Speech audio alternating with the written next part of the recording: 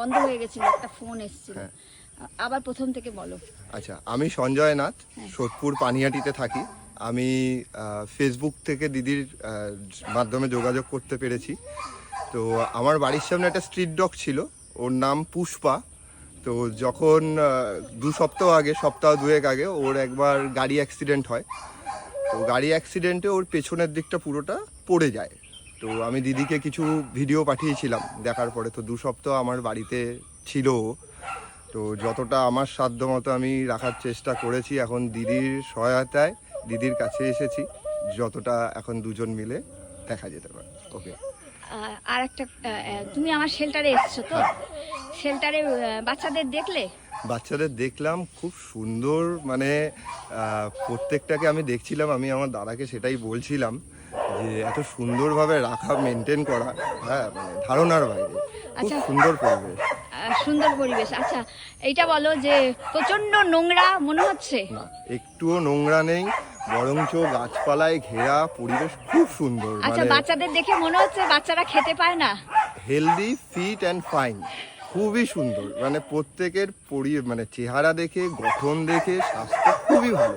মানে আমি খুব খুশি হয়েছি এতে, যে আমি ওকে দিয়ে গেলাম এটুকু সিকিওর যে হ্যাঁ, ভালো ভালো হাতে ও রয়েছে।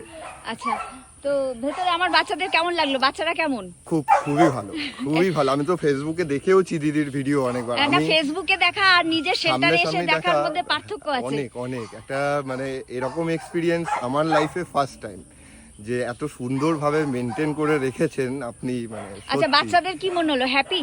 খুবই হ্যাপি, খুবই হ্যাপি। কোনো অ্যাগ্রেশননেস নেই, প্রত্যেকটা বাচ্চা খুব হ্যাপি। আমি এলাম, দেখলাম, তো মানে খুব খুব ভালো লাগলো। আচ্ছা, এবার তুমি কি কি এনেছো সেটা একবার দেখিয়ে দিই। আচ্ছা, এই ভাইটা এই চালটা নিয়ে এসছে।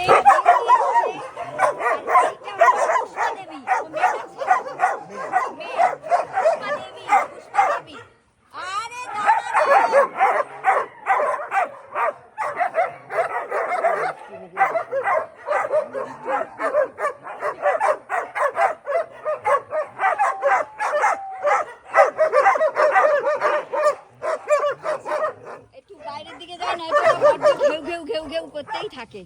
হ্যাঁ, অ্যাকচুয়ালি এই কথাগুলো জিজ্ঞেস করার কারণ হচ্ছে যে কিছু অমানুষ আছে যারা বলে যে আমার শেল্টারের ভেতরে আমি কাউকে দেখতে দিই না। আর খুব, আমি তো এসে দেখে মানে অবাক হয়ে গেছি রীতিমতো। আর বলবো হচ্ছে ওরা একেবারেই খেতে পায় না আর জঘন্য নোংরার মধ্যে থাকে। হ্যাঁ, তো এখন কটা বাজে তুমি এসছো?